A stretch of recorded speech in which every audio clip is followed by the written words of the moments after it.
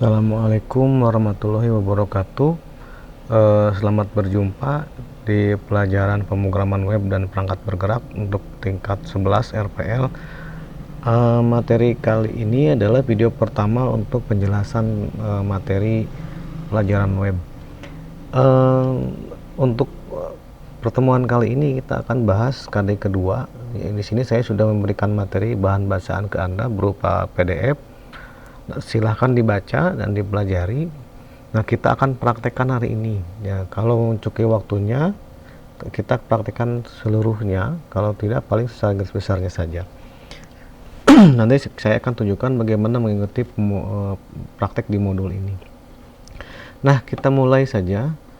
Untuk pelajaran web, aplikasi yang dibutuhkan diantaranya adalah SAM. Anda pastikan Anda sudah menginstal SAM.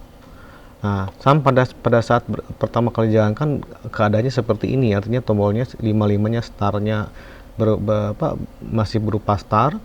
Artinya SAM ini terdiri dari 5 buah server, satu Apache Web Server, MySQL Database Server, FileZilla adalah file server, Mercury adalah mail server, dan Tomcat juga adalah web server tapi untuk Java.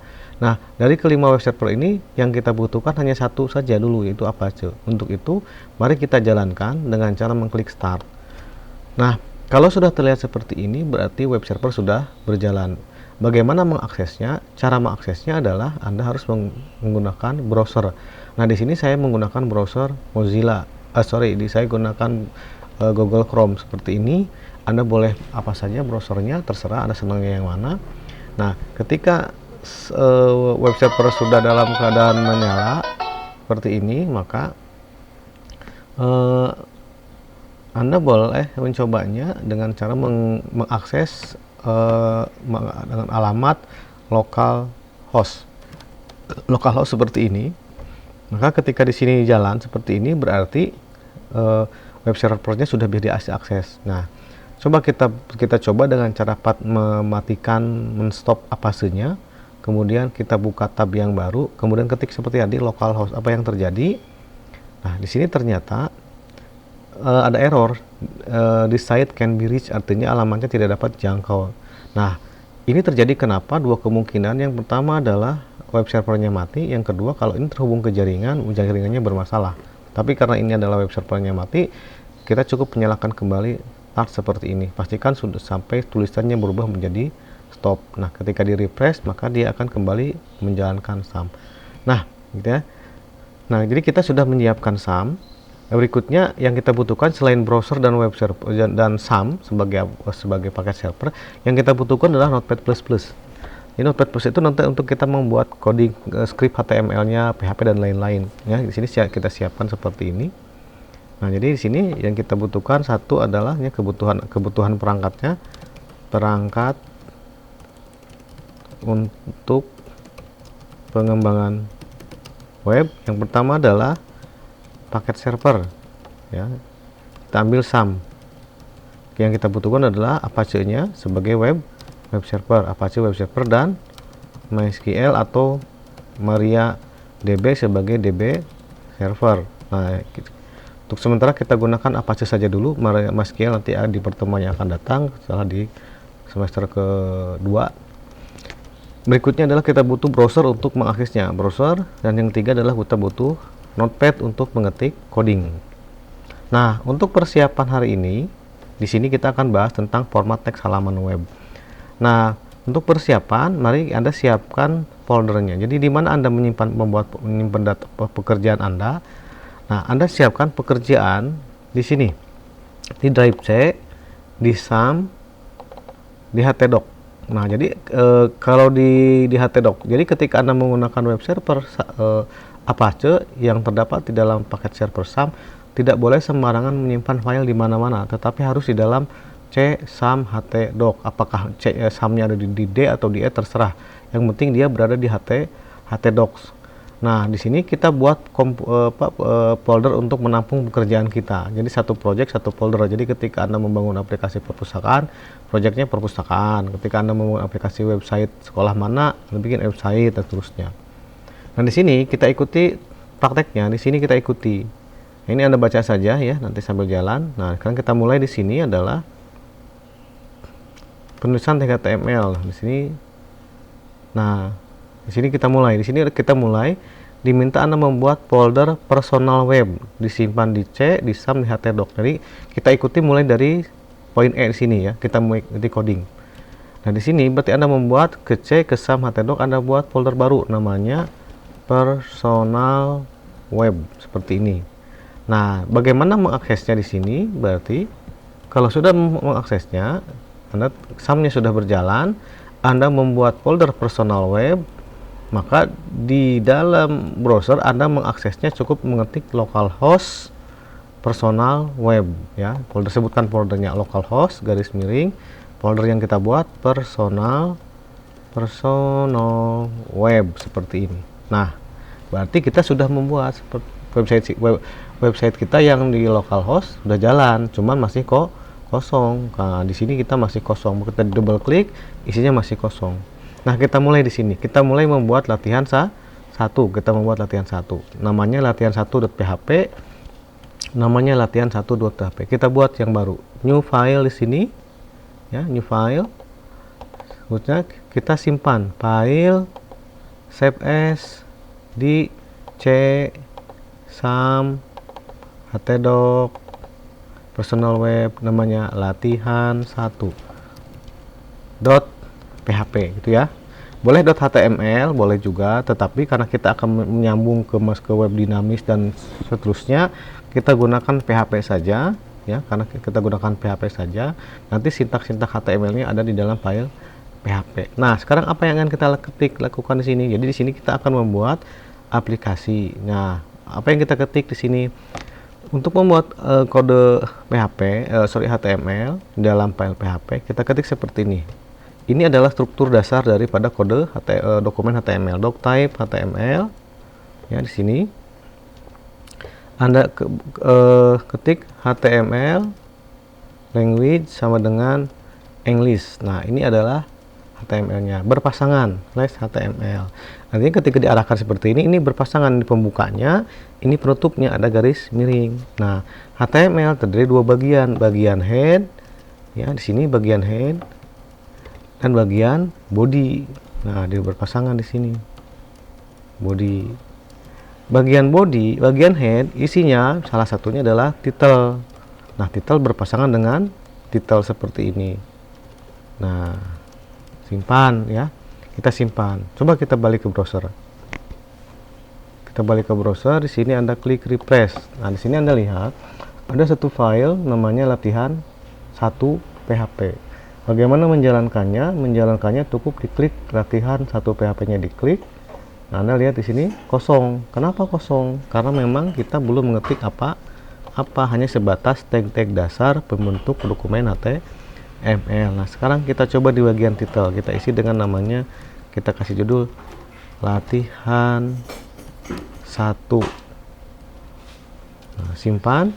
Anda simpan, pastikan tidak nah, kalau ini warnanya merah berarti ada perubahan, belum disimpan. Kalau disimpan dia berubah jadi warna biru. Nah, sekarang Anda serta simpan, balik ke browser, Anda tekan tombol reload. Apa yang berubah di sini? Nah, Anda lihat di sini berubah. Title berubah menjadi latihan 1. Nah, sekarang kita ganti dengan yang lain. Latihan 1 KD 2. Simpan lagi, refresh lagi. Jadi dia berubah. Jadi setiap ada perubahan, Anda harus melakukan reload halaman web supaya dia berubah. Nah, apalagi bagaimana kalau kita ingin mengetik di area putih ini? Nah, area putih ini ngetiknya di sini, di bagian body. Nah, misalnya di sini, hello world. Nah, seperti ini. Maka di refresh akan tampil di sini. Ya, jadi ingat ya, yang title hanya akan tampil di bagian tab, judul tab. Yang di tag body akan tampil di area putih browser. Jadi kita nanti akan banyak mengetik di area body. Nah, kita balik ke browser ke sini. Nah, selesai ya. Di sini aplikasi web seperti ini ya. Di sini titelnya adalah aplikasi web. Kita ganti aplikasi web. Kita simpan, kita refresh, dia akan berubah aplikasi web. Berikutnya apa diminta di latihan? Nah, membuat style heading. Nah, ini untuk penjudul, kita bikin judul tulisan. Nah, untuk membuat heading, kita gunakan judul tulisan, kita gunakan H1 berpasangan dengan H1. Misalnya di sini pengantar, judulnya kita punya tulisan judul pengantar HTML. Maka Anda lihat tulisan pengantar HTML tanpa ada tag H1 seperti ini, maka hasilnya akan terlihat seperti ini, pengantar HTML. Tapi apa jadinya kalau kita apit dengan tag H1 dan kita tutup dengan tutup H1? Kita simpan, ini warna merah, kita simpan, kemudian kita refresh. Nah, maka jadi lebih besar, H1 besar. Bagaimana dengan H2? Nah, kita bikin lagi H2 seperti ini, kita copy saja H2, maka hasilnya adalah, nah, jadi makin kecil, makin H3 angkanya, makin levelnya makin besar, tulisannya makin kecil. Nah, seperti ini H3, H4, maka hasilnya akan kelihatan. Ini ya, ini kita memformat halaman teks, memformat teks untuk membuat heading style, gunakan tag H1 sampai H5. Berikutnya apa di sini? Berikutnya membuat paragraf. Nah, di sini kita buat paragraf. Oke, kita ganti judulnya, kita modifikasi seperti ini. Judulnya adalah HTML. Kita buat paragraf P. Nah, untuk paragraf seperti ini. Berarti tag P digunakan untuk membuat paragraf. Disinilah kita menulis ya. Nanti kita mulai di sini. Saya kopas saja di sini. HTML merupakan kepanjangan dari HTML, merupakan kepanjangan dari Hypertext Markup Language, seperti ini ya. Nah, saya copy saja supaya cepat.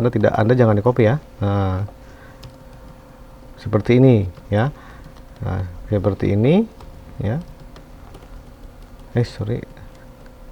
Nah, sini seperti ini. Nah, simpan, sini titik, maka ketika disimpan, ini H1 judulnya, P itu paragrafnya, maka hasilnya akan tampak seperti ini. Nah, seperti ini ya. Kalau ingin membuat paragraf kedua, ya Anda buat P yang kedua. Caranya adalah di sini, setelah P pertama bikin P kedua. Di sini P lagi. Ini isi ke paragraf kedua. HTML banyak digunakan untuk membuat aplikasi berbasis web dan perangkat bergerak.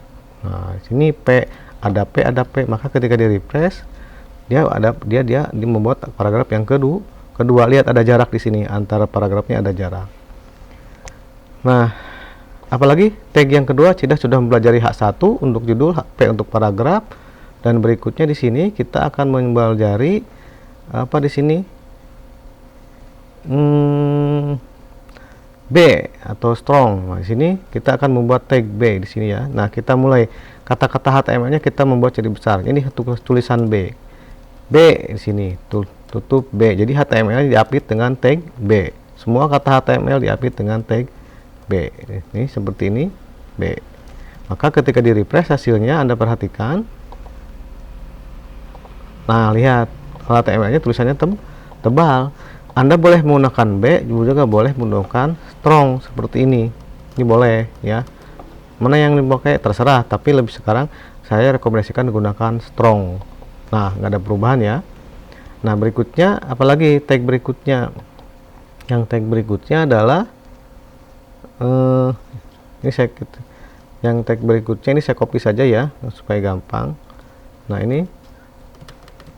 Nah, di sini ya, tag strong. Anda boleh strong, boleh B, terserah, tapi direkomendasikan gunakan. Nah, jadi ketika di refresh di sini hasilnya adalah ini ya. Selain B, kita gunakan apa di sini? Di sini kita gunakan tag I atau IM untuk menulis tulisan miring. Nah, ya, tulisan miring. Nah, kita gunakan yang istilah ini, kita gunakan /i Hypertext Markup Language diapit oleh tag I sampai sini. I-nya kita tutup. Nah, kita refresh. Sini kita refresh hasilnya, maka akan kelihatan garis miring. Bagaimana kalau lupa menutup seperti ini? lupa menutup. Maka ketika di refresh hasilnya tulisannya miring semua sampai dia menemukan tanda penutup. Jadi kita harus tutup di sini. Nah, maka hasilnya sampai sini ya. Mudah-mudahan paham. Berikutnya I, Anda boleh juga menggunakan IM di sini ya. IM boleh di sini. Misalnya EM nama tim Bernoulli kita ubah menjadi miring seperti ini. IM. Nah, terserah mau pakai I terserah, mau pakai IM juga terserah. Tapi rekomendasinya adalah gunakan IM untuk HTML yang baru. Berikutnya di sini, apalagi di sini. Nah, di sini adalah kita akan menulis garis bawah ya. Kita akan membuat garis bawah menggunakan U. Nah, di sini kita gunakan U. Di sini U. Nah, ALT hypertext kita ganti dengan U.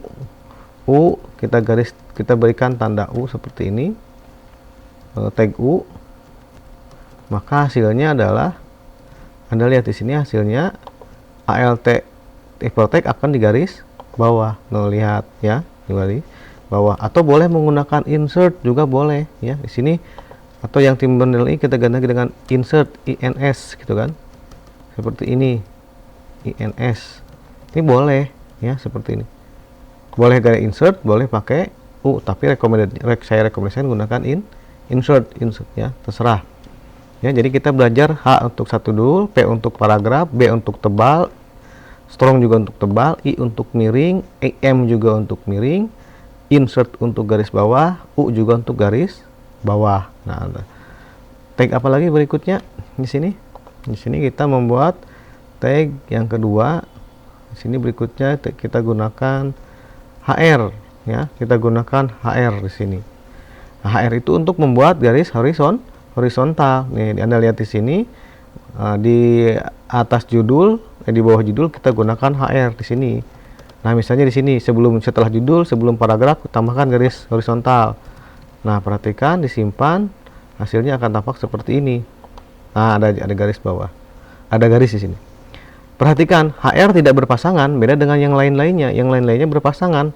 Nah, untuk tag yang tidak memiliki pasangan, garis miringnya ada di ujung, bukan di kanan, bukan di kiri, tapi di ujung kanan. Nah, seperti ini. Dia tidak H1 tidak di sini pasangannya, P ada pasangannya, B ada pasangannya, HR tidak memiliki pasangan. Maka pengetikannya sebelum tutup siku ada garis miring. Ini cirinya. Nanti Anda ketemu lagi apa yang tidak berpasangan. Berikutnya apa? Di sini, di sini oleh penulisnya, di penulisnya tambahkan lagi HR oleh (2) di sini ya, olehnya. Ini pakai P lagi, P di sini ya. Karena paragraf baru. Nah, P oleh (2), silakan isi oleh nama kalian masing-masing. Suryana. Saya simpan ya, disimpan. Silakan setiap perubahan simpan dan lakukan refresh seperti ini. Nah, ya. Ini yang mau miring boleh pakai I gitu kan. Kalau miring I, di sini tujuh juga I. Nah, maka ini digabung, teks seperti ini digabung oleh tag I dan oleh tag P. Anda boleh menggabung-gabung tag, hasilnya adalah seperti ini.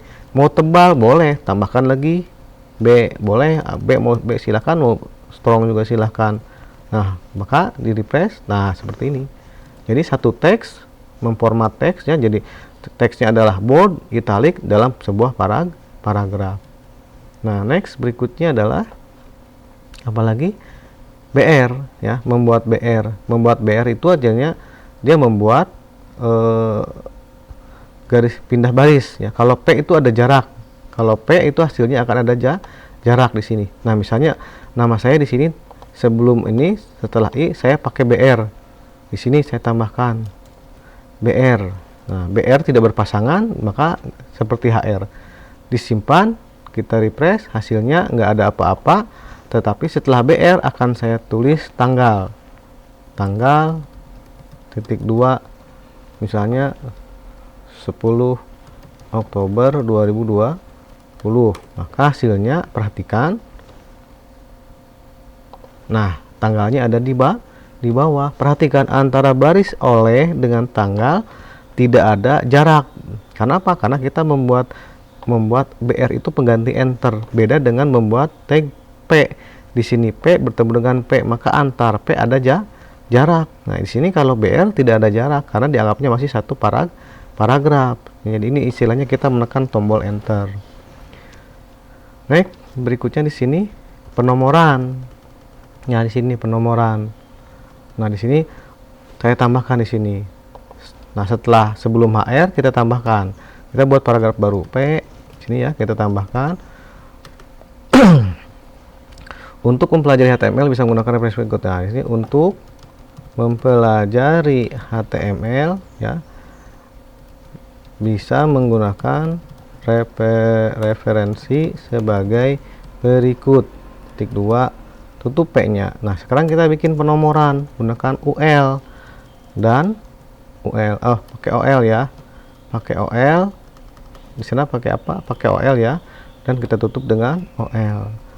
Nah, hasilnya seperti ini, di refresh, disimpan, kita refresh, hasilnya ini sebagai berikut. Kita buat pertama L1 tutup, berarti OL itu ini yang pertama. Di sini ada anggotanya LI pertama. Di antara LI kita mengetik misalnya ini w3school.com ini ya, saya copy saja supaya tidak salah, copy di sini, saya simpan di sini. Nah, w3school.com, kita lihat hasilnya apa yang terjadi ketika saya mengetik OL dan di antara OL ada LI, di sini. Maka hasilnya adalah refresh. Nah, membuat nomor urut. Maka ketika saya otomatis membuat LI yang kedua, LI dan tutup LI, maka dia akan menjadi nomor yang kedua. Nah, misalnya ada di sini apa, di sini petani kode ya, saya copy di sini. Nah, sini petani kode copy di sini. Nah, seperti ini. Nah, petani kode, maka meskipun di sini tidak ada nomor 1 nomor 2, tapi dia melihat tagnya tag OL, maka hasilnya ketika di refresh akan seperti ini. Nah, jadi ketika ada LI yang ketiga ya nomor 3, LI ke 4 ya nomor 4 dan seterusnya gitu kan. Nah, di sini adalah untuk LI. Jadi kita sudah mempelajari OL, membuat nomor urut, membuat listing urut. LI itu untuk setiap anggotanya, urutan ke-1, urutan keduanya. Berikutnya apa di sini? Di sini adalah berikutnya, tag berikutnya adalah font, mengatur font. Kita ingin merubah jenis hurufnya. Kayak ini jenis hurufnya kita ingin rubah ya. Maka yang mana nih HTML kita ubah? Font ya, di sini. Di sini kita gunakan fontnya font apa nih? Arial ya. Font face sama dengan Arial gitu ya. Nah, maka ini tutup fontnya. Font. Nah, tag font itu untuk mengganti huruf. Jenis hurufnya disebutkan. Nah, face ini bukan tag tapi atribut. Jadi Anda baru nomor 1 atribut. Font itu tagnya, face itu atributnya. Maka perhatikan hasilnya ketika disimpan. Perhatikan tulisan aslinya seperti ini bentuk hurufnya. Kita rubah menjadi Arial. Berubah. Kita ganti dengan huruf yang lain. Verdana, simpan. Kita refresh lagi, bentuknya berubah ya. Atau Courier. Simpan lagi. Berubah. Nah, silakan Anda cari huruf yang lain. Gunakan di Google cara jenis-jenis hurufnya. Font. Jadi ada atribut, ada tag, ini atribut ada sama dengannya. Nah, berikutnya di sini apalagi warna ya, pakai warna. Font tinggal color, font atributnya color sama dengan blue misalnya, maka hasilnya si font tadi akan tulisannya warna biru gitu kan. Nah, font blue, red, green dan seterusnya ya. Itu warna-warna dasar. Berikutnya apa di sini? Berikutnya di sini adalah atributnya. Ini atributnya soleh ganti-ganti ya. Nah, silakan terserah. Ya, ini ganti Allegiance. Kita pingin tulisannya menjadi centering.